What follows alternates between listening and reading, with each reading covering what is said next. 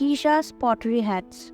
One afternoon, not long after the ancestors' feast, Harmony and Okesha and the others in the inner court were startled by a great noise beyond the middle gate.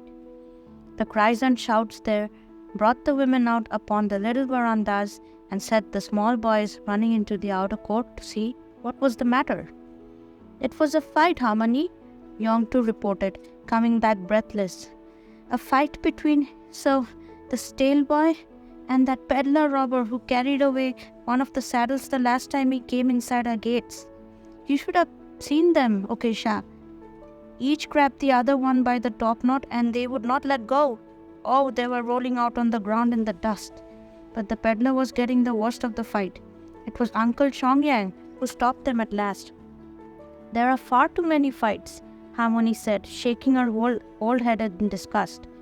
"Our emperor will have to bring back again pottery hats like those of Keisha." "Pottery hats, Harmony?" Yongtu asked, dropping down on the veranda step by his grandmother. He was still out of breath. Besides, he thought these curious words might mean a story. "Wouldn't pottery hats break?" Okesha put in. "Ye blessed girl, that is why it was decreed that all in the kingdom should wear them. I think it was when Keisha was the emperor. Or it may have been during the rule of one of his 40 descendants.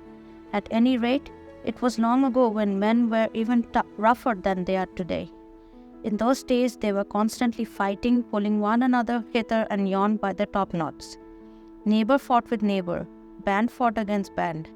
Men swung their clubs if only to battle with a mosquito. It was not safe to walk abroad on city street or country road. So Keisha sent forth the order that every man must wear a broad pottery hat made of baked clay. 2 feet across it must be, and shaped like a mushroom so that it came well down over his ears. There was a reason for that too, but I'll speak of it later. On a light framework of straw, the wet clay was spread smooth. Then the hat was put into a hot oven to bake hard, just like the porcelain bowls in our kitchen. Of course, the pottery hats broke easily, as Okesha has guessed. The slightest jar would send them flying off into the road, where they would lie broken in pieces. How could men fight with such hats on their heads? "They might have taken them off," Yutong said practically. "No, clever boy, that was against the law." Harmony complied, smiling.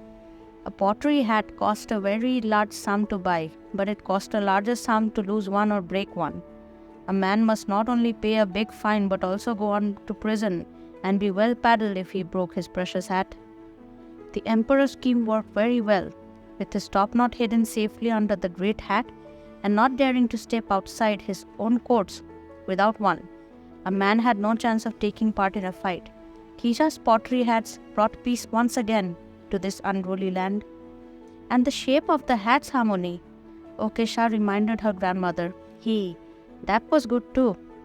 The great round hats were shaped like a dome, like the mourner's hat neighbor he had been wearing since his father rode the dragon to heaven last year. So big they were that men could not come close enough to one another's ears to whisper in secret. The emperor knew of plots being hatched to cause him much trouble. With such pottery hats, he could be sure that his spies would hear all that went on. The people did not like these great, burdensome hats, and they wanted to make them smaller, the old woman continued. Yet I know one tale of how his great hat saved the life of a man. It happened in early spring, when the river was still covered with its winter cloak of ice. A man walking across the ice stepped upon a thin place and fell through into the water. He would have drowned if his broad hat had not caught on the edges of the hole. Crowds gathered on the bank like ants running to feast on a fishbone. The man's son wrung his hands. He had started forward to pull his father out by his hat, but the village elder cried, "Wait! Do not tug at his hat. His chin strap will break and he will surely drown." The wise old man told the son to break through the crown of the big pottery hat so that he could grasp his father's topknot. Standing up stiff like a horn, it made an excellent handle.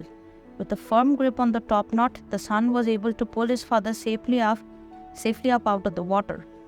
"What happened to those pottery hats, Harmony?" Yongtu asked when the old woman paused for a breath.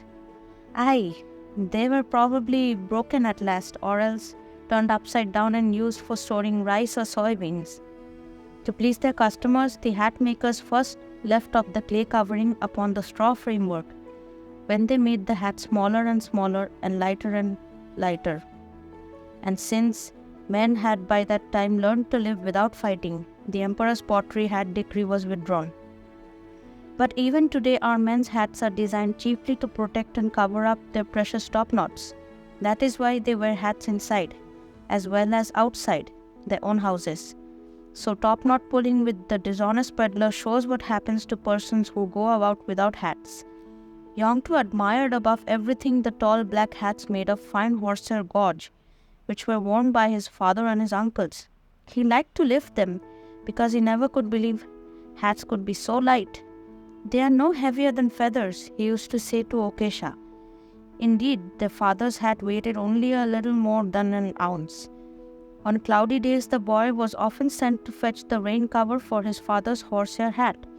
The slightest dampness would melt the stiffening of its crown, which stood up so proudly.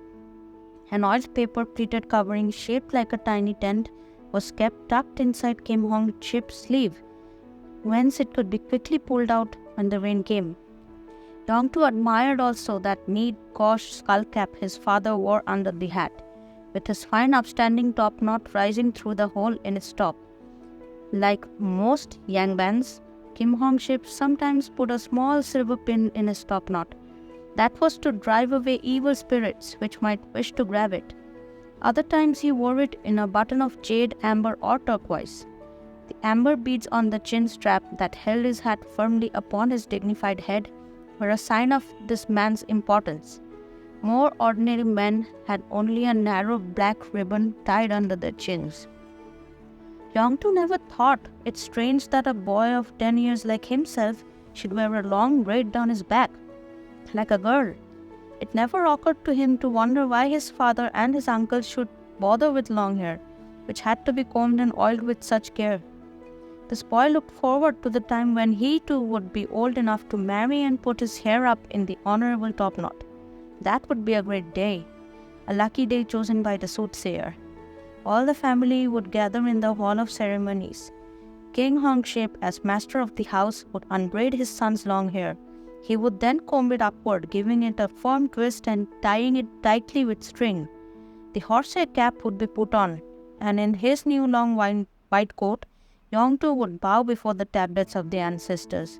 Then they too would know that he had become a man. There would be feasts for the ancestors and for the family and friends who came to congratulate him. If anyone had asked Yongtu why a topknot was so important, he would have just looked surprised and would have answered, "It is the custom." That was the reason enough in this land of Korea, where people had followed the ways of their ancestors for more than 4,000 years.